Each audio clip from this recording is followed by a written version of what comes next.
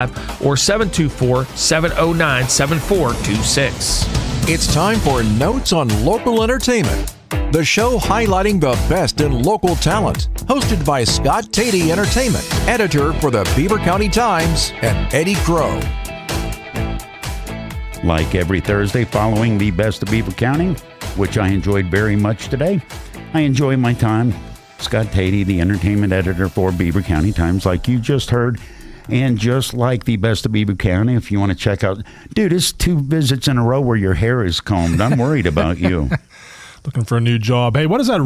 No. Red Thunder you're drinking. What is that? What do you mean, what is that?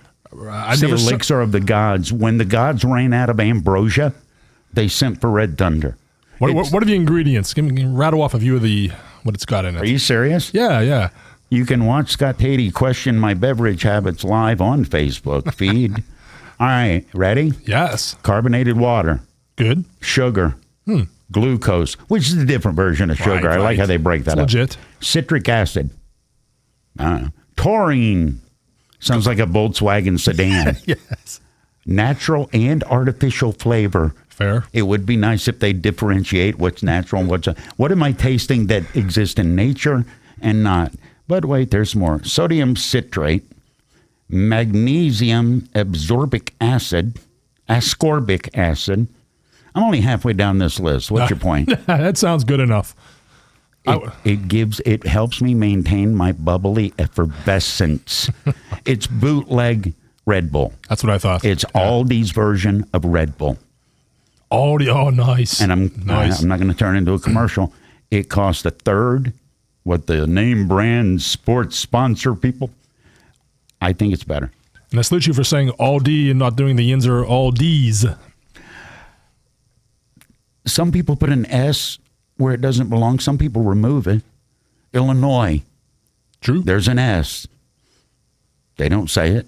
Yeah. Aldi's gone to the Aldi guy. Get my quarter. So is that what we're going to do? Study what it is I shove it. Here's the breakdown. It was like a squirrel. It caught my eye.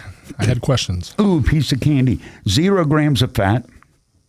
130 grams of sodium, which is 6% of your daily allowance. I don't put salt on anything, so I feel like I'm good with that.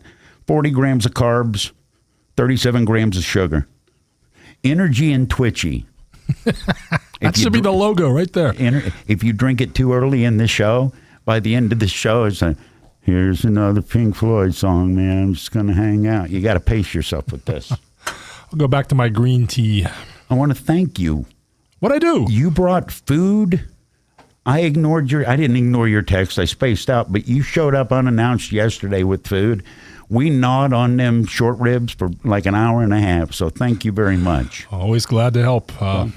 You will admit that most of the time, the best thing about being a media person is when you show up somewhere and they feed you, right? Yes, that's a mandatory thing in a press conference. For that, they had the big renaming of the Carnegie Science Center the other day, and they made a big point of letting people know there will be food afterward. I'm sure that helped with the media attendance. Smart move. Yes. You've seen this too. If the food's available beforehand, you'll see a lot of varmints come in there and clear stuff out, and then they're not there for the press conference. Obviously professionally handled. When they tried to rename Star Lake for like the 10th time, and it was going to be called S&T Music Bank, they had a press conference at 10 a.m. on a Saturday. What? Right? I show up there, outside of like some lousy gas station coffee, there was nothing. Not a bagel, not a donut, not anything. I think that spread bad karma that led to them never getting to use that name. Then came the pandemic. No one ever called it S&T Music Bank, and they deserve it for that reason. Of all the stuff that it was called over the years, some people at least tried. No, that's the kiss of death. The first interaction, and you've got a big announcement, and you have it on a Saturday morning. 10 a.m. Most media people aren't even sober or awake 10 a.m. Saturday morning. Truth. Stupid move 1. Stupid move 2. If you're hair of the dog that bit you, Lloyd, and you actually care enough to go to that event, I better see a bagel. At least it's not asking too much. What do you think about that new name, the Cayman Science Center, right next to Acrisure Stadium? I think you just laid it out perfectly. There are millions and millions and millions of dollars that get thrown at Sporto Field stadium complexes every day. Mm-hmm. You don't like that it ain't going to be the Carnegie Science Center? They like that they got, how much did they get? $65 million. Okay. I appreciate the upfrontness right. of announcing that. We still don't know how much Acrisure paid to get the naming rights or PPG Paints to take over Consol Energy Center, but I appreciate that transparency. I love the idea of millions of dollars going to naming rights for something that educates. Yeah, that's a good lesson right there. I mean, that's it. Right? If somebody's, it's their money. You got $65 million laying around. I'd way rather see it go to a science center or a library. There is never going to be any shortage of people with money that want their names on sports stuff. That is true. Okay. Why were you getting grief about it? People complaining it's supposed to be Carnegie. Not people weren't defending it as much as they were Heinz Field, but a lot of I'm not calling it that. I still call it Star Lake, and whatever. That's fine. I don't think the billionaire who donated that money is too worried about it, and they're going to be doing a lot more than just the naming rights. They're going to be using this money to bring programming and events to the Science Center. So it's a cool thing if you're sending your kids there on field trips. So I got no problem with it. At least it's a decent name. Came in. It's 2 syllables, easy to pronounce. Sometimes when it's a real awkward name and you kind of shake your fist and like Consol Energy Center, that to me that just never flowed. Or PNC Park is okay. That's quick. It's easy. But have we come up with a good nickname yet for PNC Park? Seems like there should be a like the Peterson Event Center is the Pete. What do we call PNC Park? We've had 20 plus years and. Get on that, Eddie. I'm gonna study on that. Well, no, I got 3 or 4, but I can't say them out loud, and that it involves their struggle. Yeah. But the punk, no, they say that doesn't work. Toothbrush, because I swear every time I come around the bend, I see the lights for PNC. It looks like giant toothbrushes that somebody stuck up in the air. Interesting. Yeah. Next so time if you want to get weird with it, did you pay attention to the awards ceremony that just happened? Which one? Barbie, the one that everybody's losing their mind. The Oscars, yes. Yeah. yes. And I'm one of those people that thinks Greta Gerwig did deserve a Best Director. I thought Barbie was just, it was edgy, but it was interesting. It didn't overly lecture me, but it brought some stuff to the table that I still think about. I thought she did a magnificent job. I've only seen that one in Oppenheimer of the 9 nominees. Now's the time of year I got to catch up with the other movies. But I thought Greta did deserve. All right. Explain for the people that haven't seen it. The way I understand it, and I haven't seen it, but it is very pro-woman, and the movie shows a lot of mansplaining stuff that we didn't. It shows the ridiculousness of that. It is a feminist view movie. There's a scene where the guys are all explaining The Godfather to their girlfriends, and it really was a slap in the. Not that I'm even a huge Godfather fan like many people, but.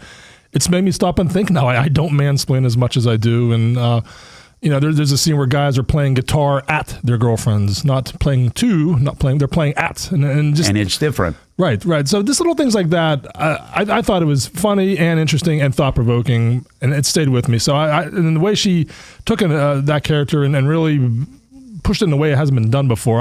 For creativity alone, I thought Greta Gerwig deserved an Oscar nomination. But I still got to catch up with the other ones. Maybe the other ones are even better. Oppenheimer deserves all the recognition it's getting. It got a little bloated near the end. That we all do. That 3-hour runtime.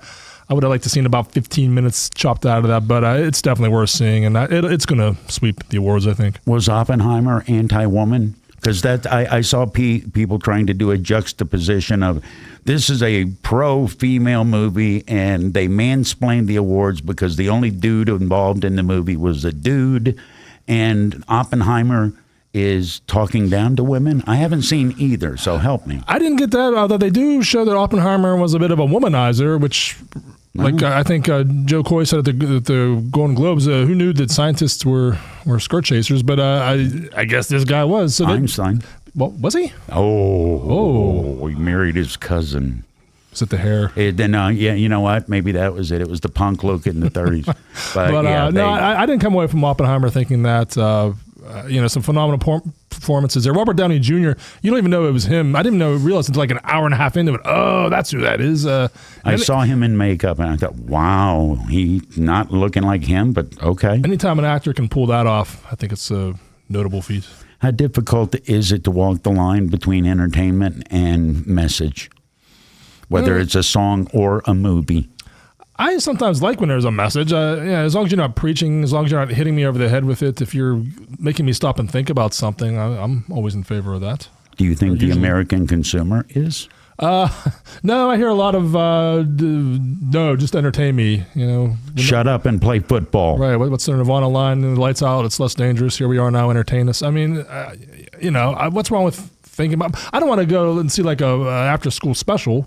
I don't want to be preached. I don't want it to be some like a lecture. But if you can do it in an entertaining way, like Barbie did, and there were scenes I laughed out loud at, then there was silliness that was fun, but it made me stop and think. Then that's a well-crafted movie. Scott Tady is the entertainment editor for the Beaver County Times. He is my guest every Thursday about this time on this program called Teleforum. What was the best and or worst after school special? I remember Scott Baio, the boy who drank too much. Oh, you remember that one? He was a hockey player. No. What was the one? Mother May I Sleep with Danger. What was the one where Tori Spelling was a call girl and she gets a knock on her hotel door and it was her dad, Alec Baldwin? Wow, that's unsettling. Yeah, that was a Lifetime movie more than After School. Yeah, the after school movies, the kids, the teacher that storms out in the pep rally.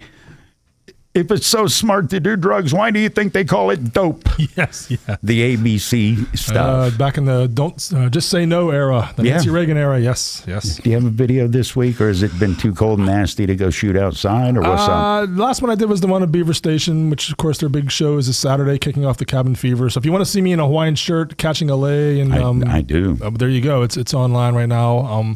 Yeah, there's still tickets for that, by the way. If you want to hear some surf rock by the Boss Stingrays, who made the first time I saw them in Beaver County was here outside your studios, and they ripped. I insisted they get hired for Beaver Station, and they're coming back. So it's a beach party in the middle of January, or in the late January. So check it out this Saturday. The old train station. I said it before. I think it's impossible to listen to surf music and not have your mood improve. Kind of like reggae too. If you're not bobbing and bopping to that, even if Bob Marley's singing about injustice, you still, your body moves. It's that 2 and 4 instead of 1 and 3 count, man. And you see that the Bob Marley movie's coming out. I saw a trailer for that. A lot of pressure on that actor. The trailer looks good. We'll wait and see. But there's going to be people critiquing his every move in that movie. You get something wrong with that, and they'll be coming for him. How bad a role, or how difficult is a role is it that you are portraying a legendary historical icon? Beloved, yeah. That's why I said the pressure's on. I mean, like we saw the movie about Elvis a couple years ago, but Elvis has been done so many times that at this point it's kind of dulled to it. Our senses aren't as heightened as they will be for Bob Marley. And speaking of trailers, in my column this week, I mentioned the Ethan Coen movie that filmed in Hopewell Township. Brilliant people. That's out now. The movie comes out in late February. I'm going to see the media screening this Monday, so I'll let you know what I think. What's it about? Do you know? It's a road trip film about a couple women from Pennsylvania, Pittsburgh area, who get mistaken for gangsters. They rent a car to take a road trip to Florida, and the mob thinks they're the ones that has the suitcase with whatever money, whatever's in it. So they're on the lam. But Pedro Pascal's in it from HBO's The Last of Us. Matt Damon's in it. The two lead actresses, they've been in a few. They're on their way up. They're going to be big names. So, but yeah, there's a scene shot in Hopewell Township. They closed the neighborhood down and filmed a lot of that. So I'm hoping to see some Beaver County in this movie. Ethan Coen, what he win Oscars for? No Country for Old Men, for Oh Brother Where Art Thou? Did that get one? That had to be nominated. Yeah. I mean, well, the Coen brothers. Exactly. Raising Arizona, wasn't that them? And so many. If you don't put bullets in the gun, it's a lower sentence. Congratulations, H.I. Yeah. Oh, that's a good impersonation. Oh no, it's not. Holly Hunter, is that who did that? Yes. Nicolas Cage. Yes. Holly Hunter. Oh. When you can grab a pack of diapers off the street as you're driving by, and who was the Ghost Rider of the Apocalypse? Oh, football player. Boxer. Oh, who was it? Randall Tex Cobb. That's right. It ends poorly for Randall, doesn't it? In an explosive manner. And then John Goodman's one of the bad guys in that, too. Yeah. Oh, my God. I can sit and talk. Good to see you, man. You too. Well, that time flew. Scott Tady of the Beaver County Times. We're just talking about guys accidentally blowing each other up because they lost track of what pin come out of what grenade. Typical Thursday. The new year brings new ways to save more money when you stop in or call the Beaver Valley Auto Mall. To celebrate 2024, the Beaver Valley Auto Mall is offering 3 oil changes and tire rotations up to 5 quarts for just $65 plus tax and disposal fees with approved credit.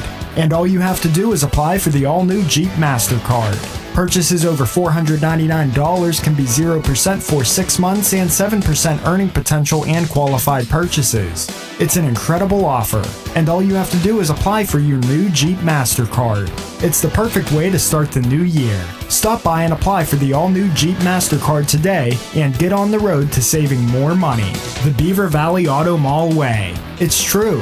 Everyone's saving at the Beaver Valley Auto Mall Express Lane in Monaca. Happy New Year from everyone at the Beaver Valley Auto Mall near the mall in Center Township.